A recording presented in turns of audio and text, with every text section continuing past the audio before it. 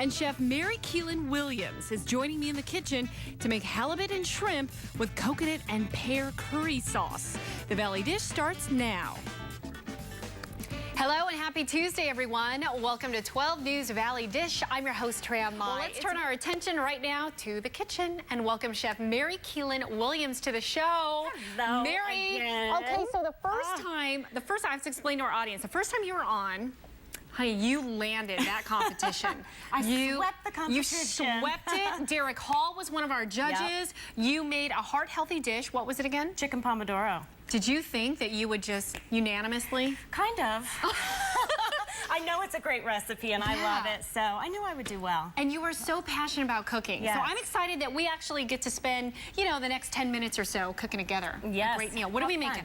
I'm gonna take it to Thailand today. Ooh. So we're gonna make halibut and shrimp in a coconut and pear curry sauce. And it's healthy? And it's light. It's a skinnied up version. So I use light coconut milk, hardly any oil, and it's delicious. That's my kind of food. Yes. All right, can't wait for that. We're going to be making, again, Mary's halibut and shrimp with coconut and pear curry sauce in just a couple of minutes. And we are going to show you just how elaborate decorated cakes are made right here at a Valley Bakery. And we are gearing up for our best vegetarian dish competition on the Valley Dish. No, Mary, you cannot compete now that you're a regular. If you have a great vegetarian recipe you would like to share with us, send it our way. We just might have you compete on the show. Maybe it'll be unanimous. The email is valleydish@12news.com. We'll be right back. Get ready to cook. Welcome back to 12 News Valley Dish. I'm your host, Tram Mai. Mary is ready to make the halibut and shrimp with coconut and pear curry sauce. That recipe is online right now. I will definitely print this one out. Just go to valleydish.azcentral.com to check it out. Here are the basic ingredients you're going to need. 1 tablespoon of canola oil, 4 halibut fillets. Oh, you may want to get those out of the fridge, right? 8 jumbo shrimp, a half a teaspoon of fresh ginger, 1 ripe Bosque pear, 2 garlic cloves, a 1/4 cup of green onions, 1 cup of fat-free and unsalted chicken stock. There we go. That was in the fridge earlier. 1 tablespoon of cornstarch, 2 tablespoons of cold water, 2 cups of light coconut milk, a 1/4 teaspoon of lime zest, 1 tablespoon of soy sauce, 2 tablespoons of Splenda brown sugar blend, 2 tablespoons of lime juice, half of a red bell pepper, 2 tablespoons of green curry paste, a few Thai basil leaves if you have it, some steamed jasmine rice, and a little salt, little pepper. We are ready to get cooking, Mary. All right. I'm excited about this. I'm going to start just chopping up the bell pepper, the pear, and the basil. Okay. And this is regular basil that That's you're using, just regular right? basil. Okay. Yeah, I actually couldn't find the Thai basil. At an Asian store. I know. Yes. I know, and it works just as well. So what I'm going to start, I'm going to get the fish going right now. So I'm going to salt and pepper it a little bit and get the halibut on. Now, interestingly enough, I will have our viewers know that you are really a flight attendant. You've been, well, and you still are, for the past 20-something years? 25 years. I have been 25 flying, years. Yes. So is that really your first love? It is. You know, I've been doing, it's just one of those things when you do it for so long, you're kind of locked into it. You get seniority, you get better trips. And now I fly mostly to Australia, so it's wonderful. So once you can hold the international, you don't want to go anywhere, so. And is that how, because of all your bored days, I guess? I have a Is lot that of how those you too. developed this huge passion for cooking, or where did that start? You know, I grew up with an Italian mother, so you know how that goes. A Sicilian mother. Good food. Yes, good food all the time. And, you know, I just love to cook. And I was the one in Chicago when I was based there that had all the dinner parties. So everyone came to my house on Friday and Saturday nights for the dinner You were parties. everyone's best friend. Yes. How fun is that? Okay, now, you're chopping up the green onions. Now, how did you come up with this very exotic recipe? You know, my website, Skinny Decadence, I take skinnied up comfort food from cultures all around the world. And I spent so much time in Australia, I eat Thai food so much. So I thought, you know what, I'm gonna make what I love best, shrimp and halibut, and turn it into a curry dish. And then I had a ripe pear. I wanted to make it a little bit sweeter. So I chopped the pear, put that in, and it turned out great. So what a fantastic idea. By the way, I will tell I'm chopping all this food on this tiny little cutting board. I mean, really, this is the size of my palm. I don't think I have ever chopped on a cutting board this tiny before. I think my face is bigger than this thing. Okay, so anyways. So I'm starting the sauce over here. So I've added the green onions, ginger, and I'm going to put 2 cloves of garlic. Cook that for a little bit. Now, and you were saying that when you you know, do your flights and your trips to Australia. You have about, what, 2 days to play? We have 55 hours in Sydney, Australia. My goodness. And yeah, it's a long flight over there. It's 14 hours out of Los Angeles. But once you get there, we're on our own. So I'm gonna put this here. I get to hit all the fun food markets and bring back spices for my website and, you know, try all different kinds of things. So. And what is your favorite spice to use? Well, I got a little obsessed with Chinese 5-spice. I started sticking it in pies and chicken. Pies? Pies. I make an amaretto and Chinese 5-spice pie that will knock your socks off. Wow, it's really good. That's very interesting. Yeah. Okay. Recently, I just found sashimi togarashi. It's a Japanese spice. Okay. And I made a marinated sashimi Japanese steak. Kind of like a hibachi steak. Right. Oh, it was delicious. Oh, that sounds good. Yeah, so. Okay, so we're sauteing up the ginger, garlic, and onions for about 2 minutes. Okay. Actually, the pears I'll use last. So you let that go for about 2 minutes, and then I have green curry paste. And I use about a tablespoon. You can use 2 tablespoons if you like it spicy. I was going to ask that. Yeah, or even less if you want. Isn't there also a red curry paste as well? There is, and Tram, see the packets right in front? Yes. There's what we know mostly is red, green, and then the Penang. The red, obviously, is the red chili peppers with spices. Whoops. The green is the green chili peppers with spices.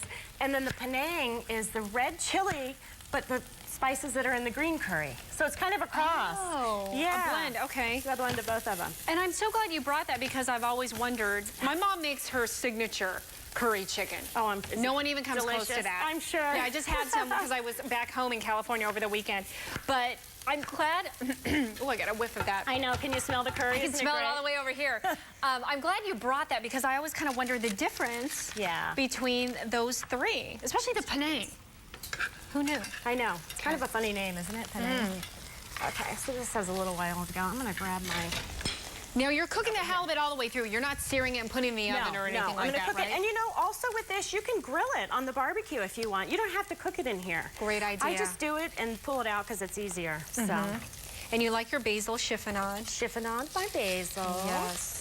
This has a little ways to go. Okay, so this is ready to go, the curry over here. So the beautiful thing about this recipe is if you have all your products mise en place, which just means everything in place, you can just go. Now I can start adding pretty much everything in the sauce. It just goes. And I was wondering, that was interesting how you put the curry in there. Woo!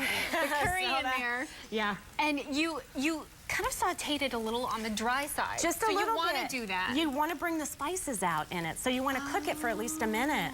Yeah. I'm so used to putting the liquids in first and then adding, you know, the other more solids in it. This brings out, smell that? I mean, all these beautiful spices. Now, you just added what? This is a slurry. It's a tablespoon of cornstarch and 2 tablespoons of water. Right. So it'll thicken my sauce up. So then you just, I mean, this is so easy. You just start adding. Boom. In goes the coconut milk. And I always buy light as well. Yes. I mean, my tip for the day, if you're making any kind of Asian food that has coconut milk, use light. You're going to get the same result. It's still so flavorful, and it doesn't feel... You know how there's a big difference between the, you know, vitamin D homogenized milk and then the non-fat? Yes. Huge. It tastes so watered down. Coconut milk, not that big of a difference. Not at all. Yeah. Okay, so now we have, I use Splenda brown sugar. I didn't even know they had that. Yes, and it's just basically half Splenda and half brown sugar. Okay. So you've cut so many calories out by using that. And if you don't want to use that, you can just use a tablespoon of brown sugar. Okay. And if you have both at home, you can even combine the two on your own. Absolutely. You don't have to go out and buy it. Little lime. Yum. Seems like it has a lot of ingredients, but it really doesn't. And that's pretty much it. When did these go in? At the end? Yeah, this will bring to a boil. It will thicken up in about 3 minutes because it has the cornstarch in. Now, when do you add the pears? Right now. That is such an interesting touch. Now, you said that you would have liked this pear to be a little bit more ripe. Yes, because what happens is the sugars come out of the pear and it breaks down in the sauce. So this was just a little hard, but that's okay. If I left this on here for 20 minutes, it would completely break down anyway and make the sauce sweet. So. Oh, how wonderful. And normally I'd probably do those a little smaller. Like a smaller now you tell me. Sorry. I could have done that for you, Mary. Just bark out the order. I know. Your wish is my command. Okay. All right, so that's nice. That's nice. And now, do you see how it's falling apart on the front of the halibut? You can tell it's going to fall apart when it starts to get done, and the translucent color is gone. So that's the tricky thing with white fish for me. I will tell you, I honestly get a little intimidated when I cook that. Salmon, no problem. Shrimp, way easy. But when it comes to the white fish, the tilapias, the cod, the halibut, it's kind of harder to tell. Usually I use my finger, but I won't now because you're going to eat some of this. Okay. You know, I consider anyone who comes to the kitchen, we're like family, right? I know. So, I know. Yeah. Okay, so I mean that's it. You let this boil for about 5 minutes. With the pear, could you, in order to kind of puree it more, put it in a food processor a little bit? Absolutely. And get the juices out, and it's all blended really, really well and pureed a little bit? You can, but what's crazy is when the pear is so ripe, you don't have to. You won't, yeah, it just breaks down. I'm just getting a little bit of that paste that was on the side. I want to get all that goodness in there. Doesn't that look good? Oh, wonderful. And it'll thicken up. And how long would you leave that in there? I would leave this for about 5 to 7 minutes, and right before the 7 minutes is up, you pop the shrimp in. And the shrimp takes about 2 minutes. Okay, it great. Flavors the sauce also with the shrimp. Right. And then your bell peppers go in. Okay. And you serve it. Today I found ruby red jasmine rice. Yes. Let's walk on over there. Okay. Because when I read off the list of ingredients, you just said your basic jasmine rice. Yes. Where do you get this ruby red? I didn't even know they had it. I know, I didn't either. I found it at AJ's. And it just, I made it last night, and it kind of has like a earthy barley taste, which is kind of different for jasmine rice, but I thought the color against the white halibut and the pink shrimp and then the green curry. I feel like I'm at a restaurant in Australia. Or Thailand, Yeah, exactly. Okay, so why don't we... Are you ready? Scoop it all. So this I made ahead of time, and this has the red bell peppers, and obviously it would have the shrimp in it. Mary, my mouth is watering. Isn't that beautiful? And I have to tell you, as my producer says, fasten your seatbelts. Yeah, that's like an airline stewardess would. You're in for a long ride. A long, good ride. Yes, hopefully not bumpy. All right, let me try this. Oh, my goodness. And I will tell you, I've said this before on the show, my palate is so open to everything. But I'm usually not a huge fish person. I'll eat it. But this right now, just looking at it with the sauce, you know, I'm all about the sauce too. It makes it. Oh, it's delicious. I have to get that bell pepper in there. And it's light. I mean, I've cut out 50% of the calories in this. And you can put a lot of sauce, a little sauce. You know, it's so spicy and so decadent tasting. This is so outstandingly delicious. Isn't it good? And you know what? The heat, just barely underlying heat. Yeah. But it's just so flavorful. That sauce pops. Do you taste the pear in there and the sweetness? You have the sweet against the spicy, which is what I just love. I'll be honest with you. I don't taste the pear. Don't taste the pear? I definitely taste the sweet. It's very coconutty. Coconutty, if that's a culinary term of coconut.